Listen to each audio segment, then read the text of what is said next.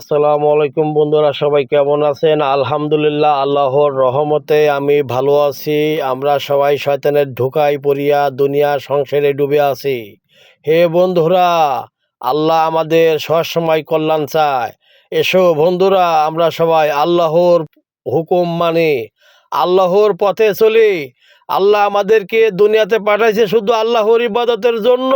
আসমান জমিনে যা কিছু আছে সব কিছু আল্লাহ সৃষ্টি করেছেন। শরীরে শক্তি নিয়ে তুমি যে গর্ব করছো, যখন তুমি মায়ের গর্ভে ছিল তখন তোমার কোনো শক্তি ছিল না। কান্না ছাড়া তার কোনো জবাব তোমার মুখে ছিল না। এখন শরীরে রক্ত মাংস বড় হয়েছো, আল্লাহকে ভুলে গিয়েছো। হে বন্ধু, তুমি আল্লাহর পথে আসো, আল্লাহর পথেই শান্তি। নাসাত তাছাড়া কোনো শান্তি পাবে না। সময় শেষ হলে কোনো লাভ হবে না। হে বন্ধু, এখনো সময় আছে, আল্লাহর পথে আসো।